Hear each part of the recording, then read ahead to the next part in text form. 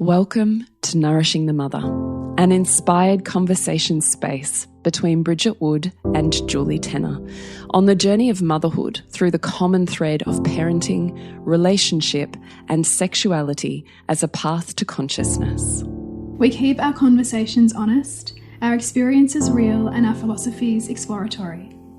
We believe that in order to raise incredible humans, we first have to raise ourselves. We know that in order to rock the family, you've got to nourish the mother. If you are here, you care about paving a path of conscious and intentional motherhood, connected with yourself and your gifts, and also illuminating your children in theirs so we may raise more whole humans who can impact this world in a more humane way. If you desire to integrate your learnings practically and supportively, head on over to bridgetwood.life or julietenner.love to go deeper. And for all live-streamed pre-release podcasts and all our free content, head over to our free Facebook group, Nourishing the Mother with Bridget Wood and Julie Tenner. We are Julie Tenner and Bridget Wood, and we are so grateful you're here.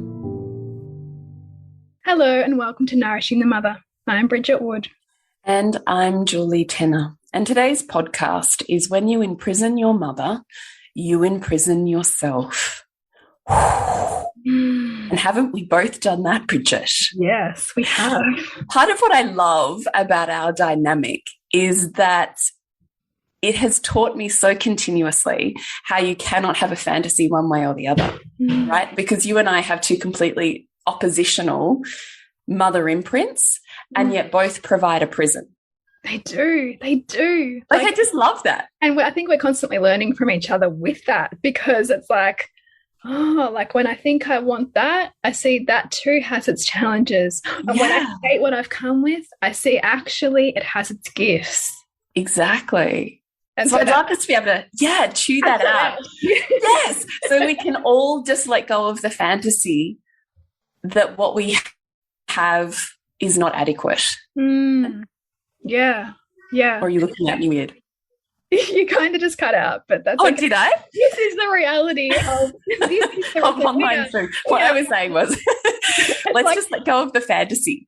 That's where I want to get to, is so that we can both go, here's what it looks like to be imprisoned by assuming that what you have isn't good enough, or to just balance the perceptions around what you have. Yeah. Particularly if we're looking at it from the conscious parenting dynamic of the too good or perfect mother. Yeah. And I often think that even if you're not deeply in the conscious parenting world, you're still at the mercy so often of that perfect mother myth, because it's just reflected everywhere. This idea of this pinnacle mother that you could somehow become if only you were less tired, more resourced, smarter, more beautiful, married better, had a better job, your house was cleaner, whatever the thing is. So true. And so I think probably we need to begin at the beginning, which is essentially that when we embark on motherhood, we are exposed to our own attachment wounds that may have lay dormant for us.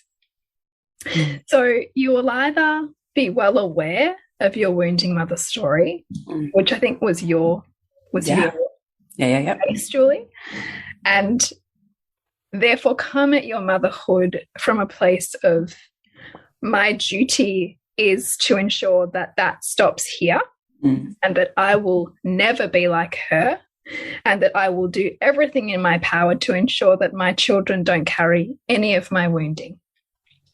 So that's one way that you can come at it. Or the other way you can come at it is, I had a great childhood and I'm close with my mom, and I'm just really excited to see where motherhood takes me. And then you crash right into, oh my God, what do I do with this baby? There's all these feelings in my body that I don't know what to do with. I can't handle them crying. I can't handle being away from them. But then I also feel stifled by them. And so what's unearthed actually is what we didn't know existed within us, which is our own attachment wounding, which we have buried over and are only invited into experiencing now at this point in our motherhood. So it can come at, when we first have our baby, or it can come at really defining times in our child's development, which is areas where we ourselves experience trauma. What do you mean by buried over, the attachment wounds that are buried over? So the way I see that is that we can dissociate from, we can find coping mechanisms through our childhood or through our life to not have to feel that feeling.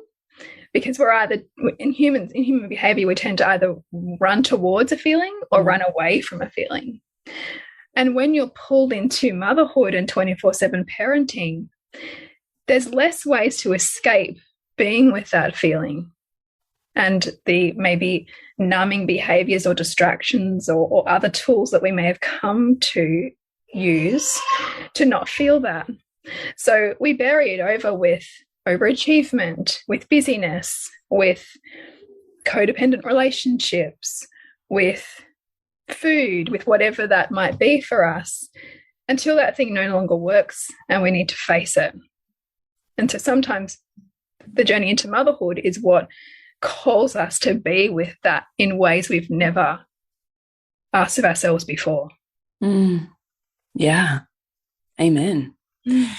So because it endlessly fascinates me, can you do a little riff on what it's like to become a mother with the blueprint of a mother that you have on a pedestal? Yeah. Oh, I mean, I often think about, I try to track myself back. And I remember my husband saying, I think after we had our son, and he said, I really hope that we have, a girl as well, because, your mum has been your best friend. Wouldn't it be amazing for you to have that with our daughter? And I was like, yeah, it's true. But what happens when you have such a close relationship with your mother, you can also become enmeshed from the point of needing her approval, because you've become so identified with who you are in the eyes of this mother that you look up to, that without her approval or her acknowledgement or pride or support, you can be on shaky ground. And so what happens is you then either lose yourself in that and subjugate your own responsibility to your mother and still need to be mothered in order to mother. So you think she must have all the answers and you constantly fail and that you can't meet up to her. Or you look for ways to individuate, which, if you're not aware, can actually create walls up between you and her as a way to individuate. I imagine that would be deeply painful too. Yeah, and I think deeply painful for you and deeply painful for your mother, who's going, what happened? So because almost like that infatuation that you perhaps weren't aware of becomes dangerous to your own selfhood, it can flip into a resentment, which looks like you couldn't meet me. I know my child needs more. I'm wounded. I didn't get what I needed. I know that children need this, and I'm learning now that while I love you, you couldn't give that to me. Because we perceive something missing, we go on this journey to find what was missing, which leads us into a deeper research path of attachment theory and all these things we probably didn't know before we became parents, unless you're a professional in the field. And then you take this new information, project it back on the past and go, that's why I feel broken now, because you didn't do this, which can then create disconnect with that mother as a way to try to save yourself and stop your own free fall. Because if you've become so enmeshed with another, if you don't build a floor underneath yourself, you lose that relationship and you lose yourself. So that's the flip on the fantasy of the perfect mother. What does that mean to build a floor underneath yourself? To look for all the ways that you're not broken.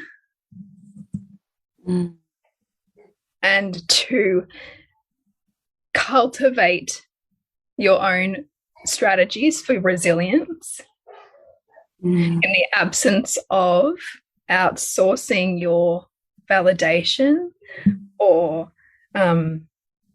okayness to someone outside of you to tell you that.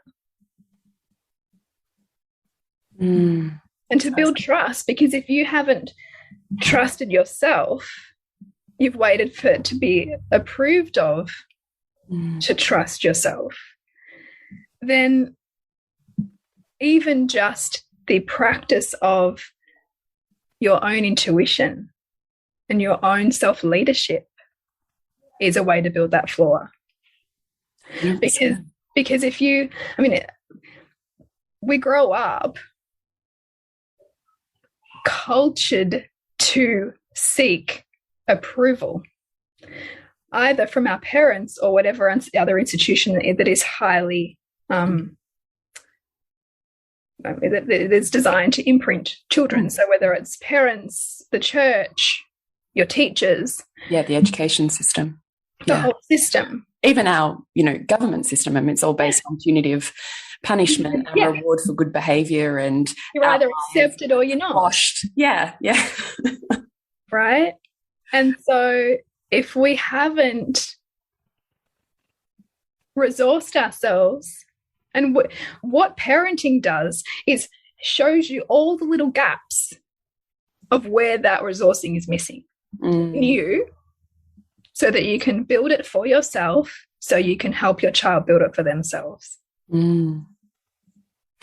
It's so good. I honestly could just sit and listen to you about all of it, because it just I feel like I have all of these little pops that happen in my head as I create these connections, even as you're speaking. I just love this conversation so much. I don't think we have this conversation enough. No, and I sit with clients and who have both your experience and who have my experience, and just challenging and stretching beyond the confines of but this is how it is. And this is my story. And I just know because X, Y, Z. And I'm like, no.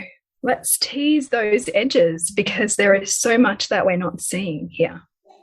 What do you think the value is in teasing the edges? And can I confirm with you that what you mean by teasing the edges is stretching your perceptions to where the opposite is equally true? That's correct. Yeah, that's what I mean. Yeah.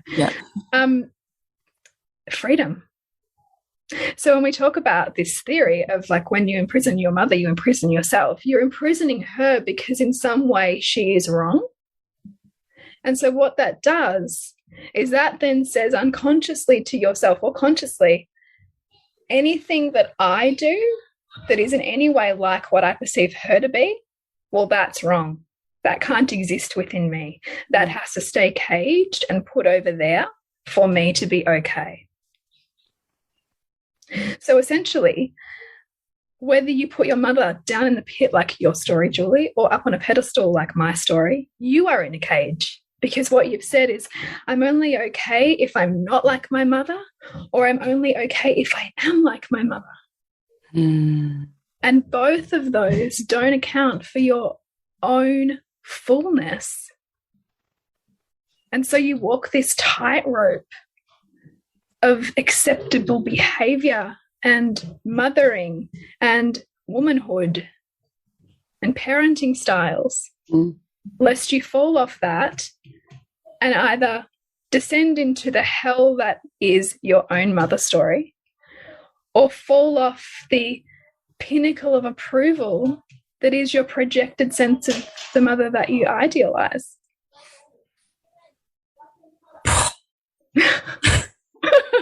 Very true. Right? Yeah. And yet all our memories are doing, they're stored in our consciousness because we haven't got the full story. Every single thing that we remember now, we've held on to because, like in Inside Out, that cartoon, our consciousness has decided, nope, we're not ready to send that to long-term memory yet. You still need that for your story that you're carrying.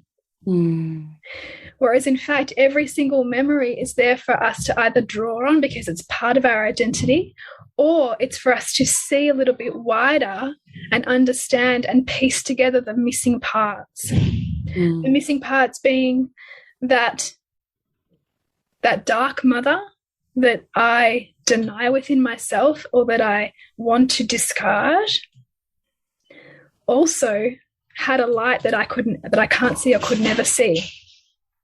And that there are gifts to her, and that when I see her and see her more widely and understand how she was the way she was or could behave the way she behaved, then I can have a deeper experience of my humanity. I can open my heart to more people because I can see why she was how she was. And I get to unlock those pieces of me that I have said are not okay. And I may not perpetuate the expression of those things in the same way she did, because perhaps I've cultivated a toolkit for my parenting that means that they don't unleash on my children. But I don't deny them and say they don't exist in me. I channel them. I know what it feels like to feel like I want to unleash my rage, but I channel it. I don't say it's not part of me because I know it's part of me. How did you, I guess what I'm asking is, how did you see that the other side, so the great and terrible mother, existed in your too good and perfect mother? Like, how did you see that? Or I guess I'm even assuming in that.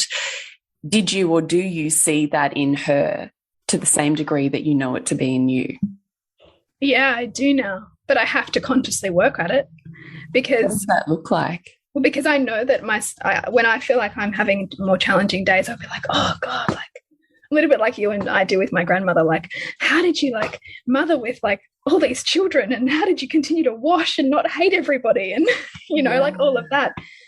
Which is even just fascinating in your lineage, though, isn't it? Yeah. Yeah. Like, it's almost like the polarity swing each time. You can see that healing and seeking for homeostasis as well. Like, I just even— Totally. Yeah. So for those who haven't heard, my grandmother had 12 children, was 39 when she had my mum. So my mum perceived a great disconnect between her and her mother and a lack of intimacy. So she then pursued motherhood much younger and really forged a deep relationship with me, which is a beautiful relationship and which I'm grateful for every day. But that then meant that I've then kind of gone and like tried to gather like what's also missing that I can feel epigenetically, right?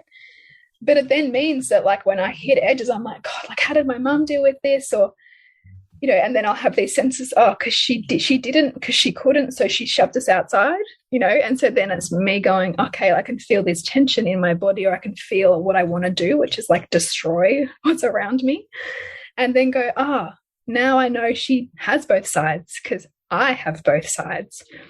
The switch flick for them just looks different because the values are different, because we're different people, but we have imprints that are the same. So can we just slow that down a little bit? How were you able, because I often find this is a trip for people, that you and I are quite fluent in this, I suppose, deja vu understanding of we don't have to know from our parents' mouths how they were with us, because we know that when our children at each age and stage do a, you know, something that 0 to hero trigger in your body that is like happens almost unconsciously and automatically, you and I both go, oh, okay, that's not me in inverted commas as conscious present here moment me. This is a projection of a past hurt, and we both know that the psyche is such that our child is the literal representation of how we presented in this unhealed wounded memory, and therefore our psyche instantaneously has reconciled that's what it looks like to be the victim, that's what it looks like and feels like to be the person in power, which is what you want to be, because that's the perceived panacea at the moment. Are you having trouble hearing me again? No, it's all good. Okay. It's a little break. Okay. People, please be patient. We are in lockdowns, so I'm sorry. Twigs slightly, but okay. I am sorry for anyone who you know really struggles with poorer audio quality. That is a problem if you are a big audio podcast person.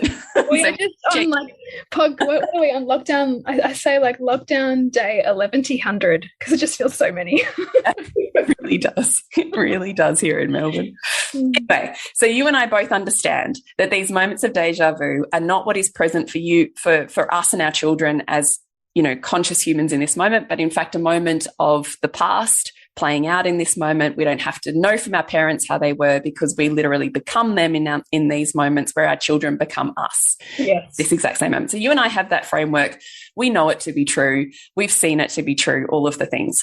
But that is something that is often missing for people. So how did you do that reconciliation in your own brain between, oh my gosh, you know, my grandmother who did everything and my mother who was so compassionate and gentle and beautiful and forged this incredible relationship? How were you able to, I suppose, in a way, dismantle that, to know that to be true of her in these moments where you're feeling it in you? Do you know what I mean? Yeah, because, and ultimately I think part of that is deconstructing the fantasy that I had projected in my mind of her one-sidedness, to recognize that for my own survival, I cast out the parts of her that were like me when I get like that, because they weren't safe to hold in my memories. So in order to forge perhaps my value of motherhood, in order to perhaps forge my value of relationship, I've carried a story to perceive that this is the ideal mother, or this is how you mother. And because I also didn't see my mother consciously process feeling and hid feeling largely, like would numb, would repress, and which came out in like chronic fatigue for her, and, you know, like other like irritable bowel, and, you know, her body would respond to her repression, right? And so I think I intuitively knew that. But so for me now, it is like a conscious process of making anger okay, because anger wasn't really okay. Like I see my mother struggle with the spaces that I hold for my children now, and she can't be in them because anger was not okay. So then that also helps me balance the perception of the all-present, gentle. She could hold what she could hold. She could be with what she could be with, and we all have a limit. And we all have, and this is why even in families, when, you know, women will struggle with what their partners can or can't meet, I just say we can all hold what we can hold. And we will build our capacity if we value it enough.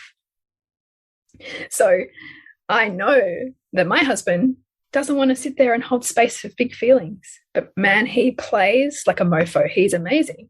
And so just like my mother possibly wasn't wired to meet the level of anger that I potentially expressed. So she either distracted me, sent me somewhere to be with it, removed herself, whatever she did with it, I don't consciously recall.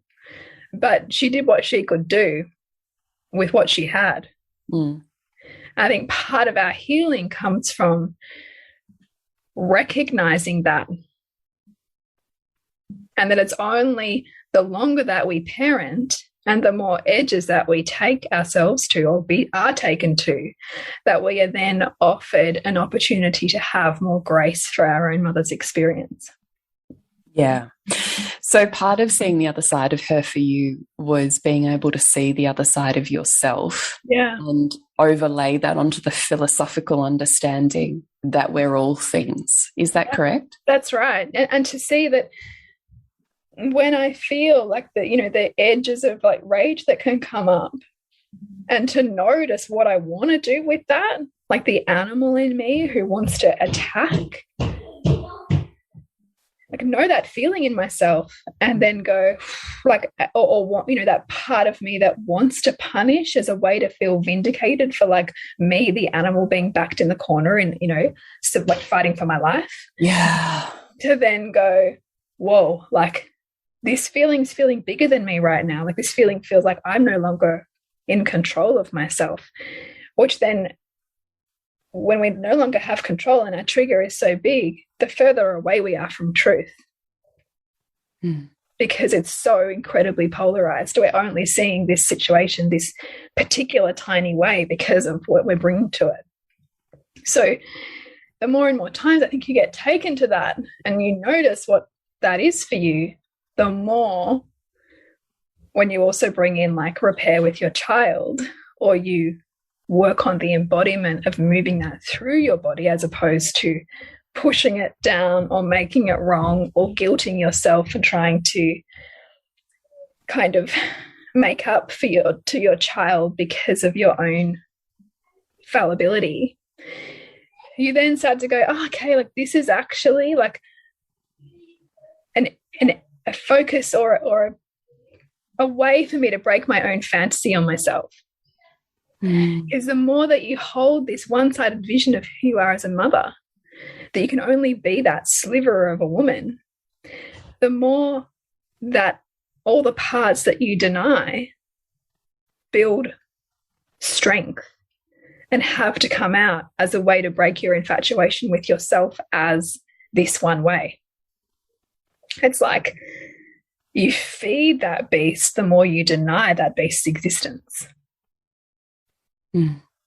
The more acceptance we have for ourselves, the more acceptance we have for our mother, the more acceptance we have for our mothers, the more acceptance we have for ourselves. We're just interrupting our podcast briefly on when you imprison your mother, you imprison yourself, to let you know what we've both got going on at the moment. So, Bridgie, what have you got going on? Coming up is Disrupt, Revealing the Mother Wound, which is all about helping you pave a pathway of your own motherhood that is deeply authentic to you and like a cord cutting to the stories that you come with, which is really the pathway to much more enlivened and connected motherhood. So that's coming out really soon. Invite you to connect with that at bridgetwood.life. And I have Sanctum coming up on the 20th of September, which is a 5-week space holding and circle facilitator training. And you can find out more at julietenner.love. And so when we take them out of the cage, we take ourselves out. Yeah. But not only, and the thing is, even if we don't have to have an experience of a conflict with the women in our lineage, we don't. But the mother wound is still alive in us because we are bathed in the culture of the nourishing, all-giving, all-serving mother from the moment we're born. And the mother who is ravenous and over-possessive or cruel is the epitome of every dark witch or baddie in every film or text that we see. And so we're taught like a neural pathway that just says, don't be that, don't be that, don't be that, don't be that. Danger, danger, right? Yeah. But yet that exists within all of us. Yeah, totally exists within all of us. I love that you said that too. It's so true. Well, because we're not just like, we don't create ourselves in a vacuum, and we're not only the product of our family. Like, of course, we're here as predominantly a soul, but we are shaped profoundly and impulsive, and our impulses are shaped by the cultural conditions and sociological structures that we live within. And for white women, or for women existing in Western, any woman existing in a Western paradigm, that is largely a patriarchal construct of motherhood that is extremely limiting on who you get to be. It's not, and it's typically, it is typically, the patriarchal construct of motherhood is that you are generally white, you are generally middle class, you have typically 2 to 3 healthy children, you have a stable relationship, you're not single. Heterosexual relationship. Heterosexual, that's right. And you have probably a dog maybe, and you probably have like a university degree. You didn't have your children too young, and you haven't had them too old, And so you start to see like these boxes, and look at the ads on TV. Like that is how you are cultured into good, perfect motherhood. Yeah. And so whenever what we've internalized that we're told to be doesn't match up with the human experience of what it means to be us, it's like we have to shore up our own inner resources to not then cut off all the pieces that we've determined are not okay, based on a parental paradigm and a school system and an government indoctrination that says you are only okay if you exist within this framework and this box. And so it therefore is actually a revolutionary act to mother from a place of accepting the imprint that you come with, not from a place of subordination to that, but from a place of integrating that. And it doesn't mean you don't ask for self-responsibility within those relationships that you have with your mothers, and that you don't have boundaries and you don't have feelings that you want to express and move from, but that you do it from an adult place, not from a inner wounded child that says, I didn't get enough. Yeah. Fuck, that's hard. I say that with enormous compassion because it is. Yeah. And every time I feel that child, like sometimes I'll hear myself think something, I'm like, fuck, like, are you like 12 or 30 something? Yeah. Yeah. And I'm like, oh, that's a bit that needs to grow up. I know. And how painful is that? Yes. It is. And humbling. So humbling. Yeah, it's true. I really think that's happening anytime you're like playing out that fantasy conversation in your own mind. Yes. Yeah. Pretty sure that's where it's happening. Pretty sure whenever I'm feeling vindictive or self-righteous, it's something that's, need to be worked through there. Yeah, yeah. It's a big one though, isn't it? It's a big one. I wonder if it's worth just talking about some of the benefits of the imperfect mother, or even, dare I say, the great, terrible, cruel, and devouring mother.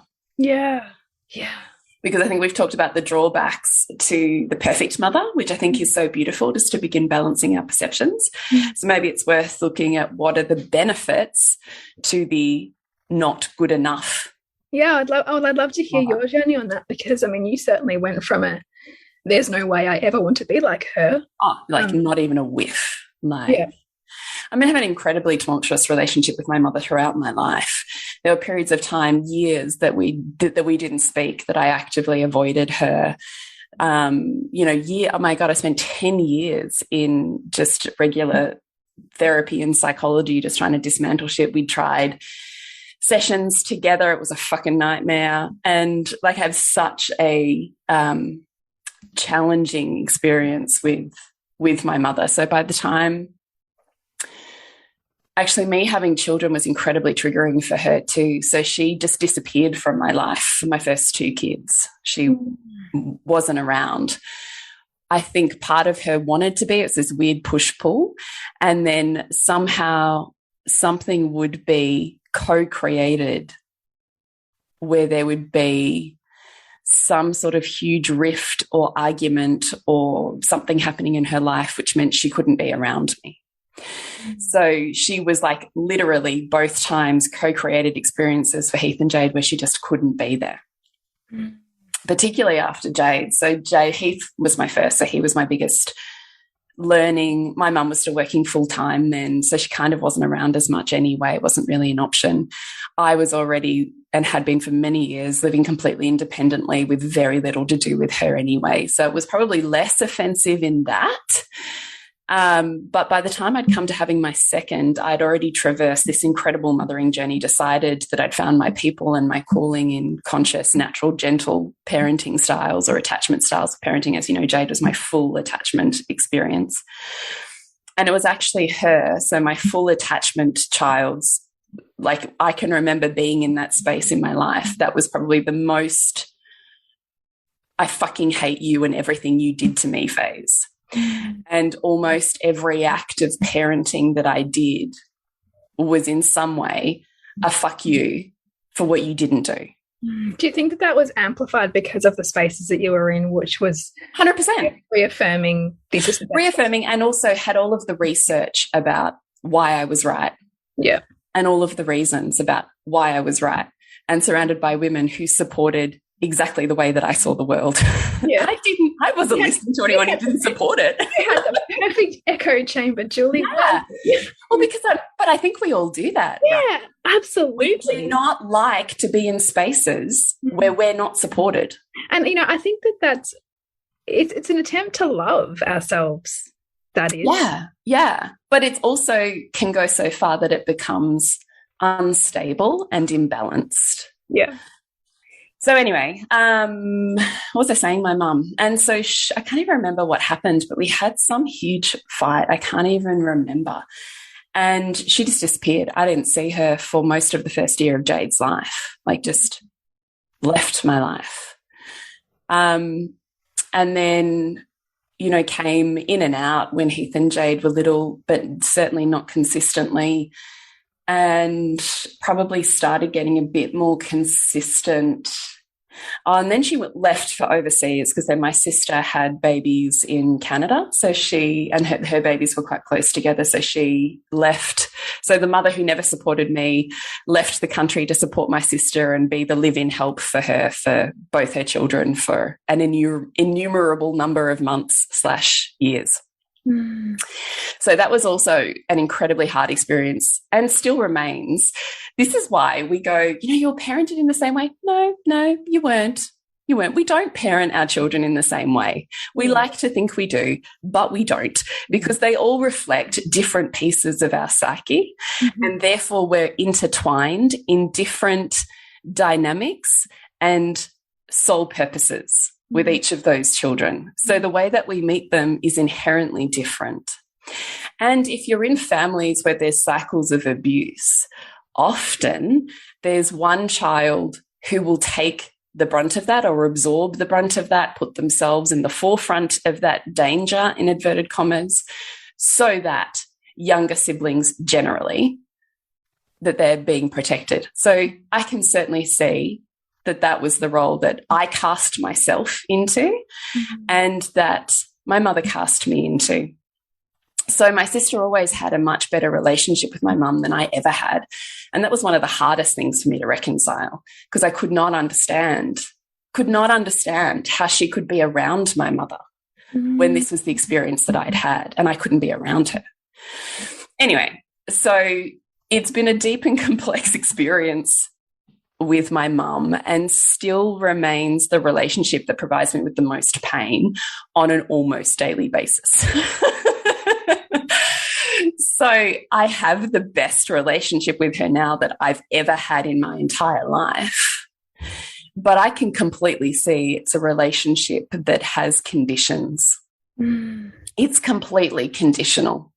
And I also want to say too, like, that actually may be exactly what you need in order to exist with a level of wellness and well-being. Yeah, maybe. Depending on the nature of that relationship. Like, when we say that you need to heal, it doesn't look like healing and rainbows and butterflies and sunsets and perfectly ever after. Yeah. Right? Yeah. Because the mother wound, like what we're talking about, is one that you may never be done with, but that you find ways to move with. Yeah. Yeah. So I love the reason that I gave you that insight was just to be like, I get it. I have come from, I cannot tolerate you. You cannot be around me. You are the reason for all of my pain, trauma, suffering. You are so, you know, all the things. I just wanted to paint the picture of I have parented from that place of I cannot be anything like you. And a whiff of something that even remotely sounded, looked, or felt like you would send me into such a spiral of self-flagellation and hatred that it was destroying. So I more just want to paint that to go, if there's any listeners that find themselves there, I get it. Like, I get it. I really do. But what I was missing in all of that, more I could, how do I want to say this? Because I completely resonate with what you're saying, Bridget, which was, how do I see this other side? And I see this side of me that is cruel and likes to punish and enjoys power over and has an edge of danger where she could be the complete and total destroyer of all life, including the life of her offspring. So I totally know that place within me, that beast. So I resonate with that, and I'm so imprinted in me. It was both skill building and harder to be with, because I knew that was there. I had to build extra skills to be able to be with it and to be able to create breathing room around it so it wasn't reactionary. And also at the same time as doing that, knowing that it was a beautiful invitation into compassion for my own mother, because in those moments where that huge overwhelm would happen in my body, and I had like so many more skills than her because of the privilege that I had grown up in that she never had. Like, if we're talking particularly about abuse, it doesn't just happen in one random family. That happens in lineages and generations of pain and suffering. It's not just my lifetime. It's not just randomly. Can you still hear me? Yeah, I can. And I think that's a really good point that you're making there, because we can say all these things about self-regulation and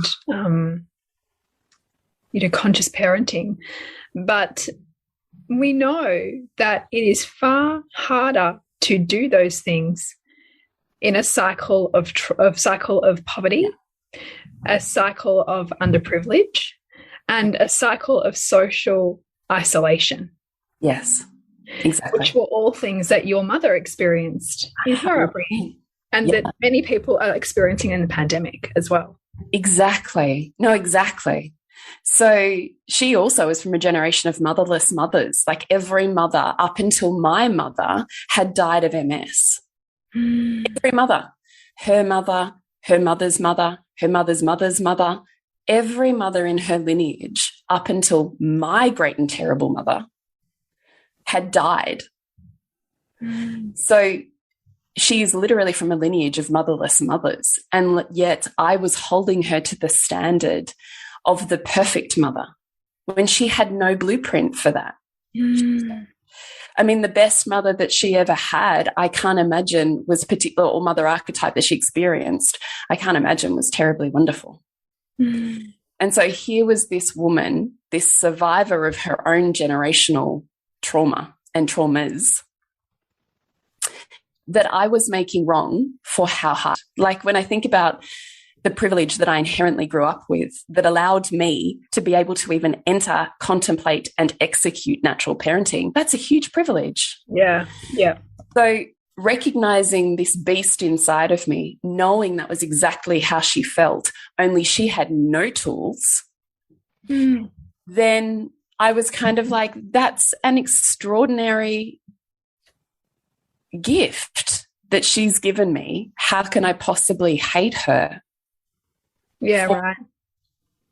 For that, you know what I mean? And so then that's that little tiny window of, like a metaphorical, olive branch, right? Like, she felt like this. Yeah, I get it. You're here. I understand how you did what you did. Like, I get it. I understand it because I could, and part of me wants to, Yeah. God, yeah. Thank you. So I think having enormous missing from that piece of me that wanted to reject everything about her was the gifts that she had given me out of that experience. And I do think that this is still the one that we struggle with the most. Is, and I think I mentioned it in one of the other podcasts, maybe it was even last week, where we're still assuming that the child that comes into the world is not a whole soul, that things are done to that child as opposed to being a co-creation. And that it has purpose for that child's soul. So I've done a shit ton of work on some of the most horrific moments of abuse that I can remember. And I can tell you with absolute certainty in every single one of their moments, when they're well facilitated, I don't think that that's easy to do on your own. I can intrinsically know what my soul was downloading, understanding, and incarnating, which is now absolutely part of my genius and skill set that I use for the rest of my life and to heal people far beyond myself. Yeah. There is no way that I would be doing what I'm doing now with the level of had a crash course in my childhood. Like, there's no way. So having an enormous appreciation for how she taught me how to read people and how she taught me to move in and out of my body and how she taught me to understand with an absolute clarity emotion and how to move with it and how to provoke it. Like, she taught me energy in the form of emotion with such pristine clarity that I don't really know many. I could count the people on my hand that I know have the level of clarity from an embodied and energetic perspective that I have with emotion. And that's come out of being a child of abuse. So I can see that she gifted me what I now use as a career. And I can see that she gifted me an enormous capacity to be able to live the life I want to live that has always been anti-culture. I've always swum upstream. I've never relied on anyone, still don't. So when shit gets hard for me, getting someone to help me is the very last thing that I think of. Yes, that has its drawbacks, but it has fucking benefits that have served me and continue to serve me, like figure business. That's not an accident. I have cultivated a set of skills where it doesn't feel too hard. And if it's hard, I can strategize like a motherfucker. She gifted me that. Because your survival depended on it. Right. I don't rely on anyone. Now, I'm not saying that's the best practice, because that's part of the feminine teachings and how you cultivate a really beautiful relationship. But when it comes to navigating my own life, holding and validating my own existence, experience, and worth, I never looked outside of myself for that. Yeah. Ever. I never had to check with her, am I okay? I never had to go, is this the right decision? Ever. It was always me navigating my own life because I'd always had to. So this enormous amount of survival skills that she gave me, and this enormous amount of capacity to run a household, to understand health and emotion and hold all of that, I was doing that at 5. So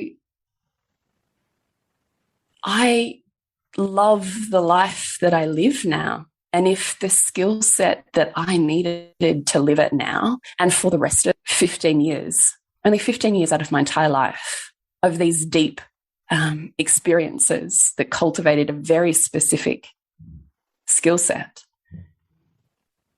man, I'm grateful. I wouldn't change a piece of it. So every time in my day-to-day life now that she says, does, triggers something in me, I always do 2 things. One is I ask myself why I needed this reminder now. Is this because I needed to be reminded of why my values are as important to me as they are? Or is it another invitation into what did this gift me? Instead of, oh God, you're so wrong. Okay, hang on. Well, what is she gifting me here? What is she gifting me here? So she always gifts me an expansion of my own resilience. I love that reframe. And I laugh because I'm like, it's diplomatic. I would love a get out of jail free card. You know, I say that I would love the mum who would come in and rescue me, and I would love some help. I would love her to acknowledge my struggle. I think that's the flip of being someone like me who does so much, is no one sees your struggle. because they're so used to you surviving and coping and not complaining. You're the workhorse. So, of course, you're going to be fine. So I do think that I would love that. But I don't think that she's the one who's ever going to give that to me, because she can't. She comes to me to be parented. So,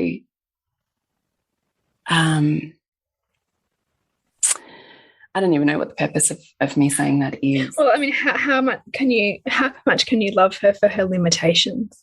Yeah, exactly. Yeah. And how much does that help me love where she's come from?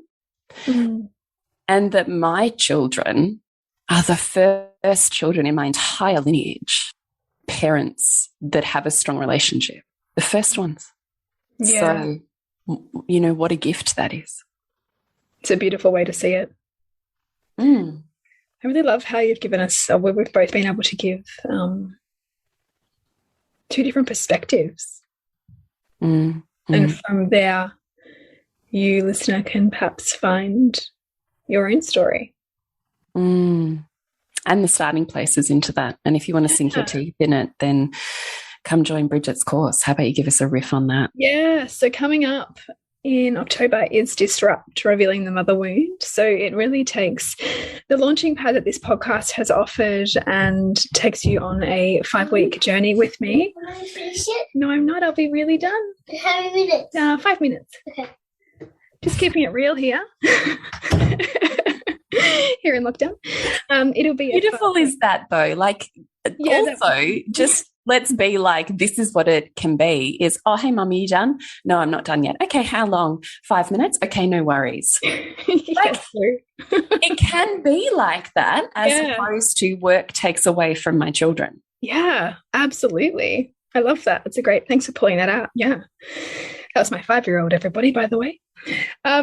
So 5 weeks, yes, on all things, the texture, feeling, tone of the mother wound in us as a collective of women, and then also teasing it out in you, and some strategies and deep dives as both a group and individually on how to work through that and resource yourself so that you can collect and wayfind through your own experiences of parenting and also of your own self-worth. Because if we are constantly looking to either fix what we perceive as broken in us or look outside for the answers, then we're going to lower our self-worth. And if we're not valuing ourselves, the world is not valuing us. And it begins at home, it begins within. And so I think it's really profound work to do as women is to come home to what those wounds look like in us so that we can transform them into medicine, which I hope is what our stories have offered a little bit of an insight into. Yeah, so beautiful. And we connect with you where? Yes, at bridgetwood.life. And what about you, Jules? What have you got coming up? I'm running Sanctum, which is a space holding and circle facilitator training 5 weeks with me beginning September 20. There's only 24 spaces available for that. So if you would like to have a look, go check it out at julietenner.love. It's called Sanctum. Beautiful. It will be amazing. So to connect with us, you can go to nourishingthemother.com.au to watch our podcasts live streamed. You can hop onto Facebook and find our free group, Nourishing the Mother with Bridget Wood and Julie Tenner. And remember to nourish the woman to rock the family. And we'll see you next week when we continue to peel back the layers on your mothering journey. Thank you so much for listening. We literally couldn't do this without you. Please share this podcast with anyone you think it would be medicine for. If you desire to integrate your learnings practically and supportively into your life, then head on over to bridgetwood.life or julietenner.love to go deeper. And if you feel like giving back a little to this free content, please rate us on iTunes or Facebook, all of which helps the podcast reach more mamas who need this type of tonic for the soul.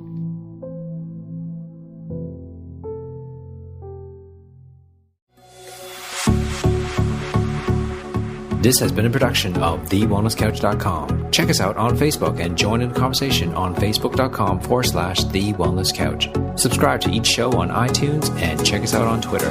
The Wellness Couch, streaming wellness into your lives. Whilst the Wellness Couch presenter endeavour to provide accurate and helpful information to their listeners, these podcasts cannot take into account individual circumstances and are not intended to be a substitute for health and medical advice from a qualified health professional. You should always seek the advice of a qualified health professional before acting on any of the information provided by any of the Wellness Couch podcasts.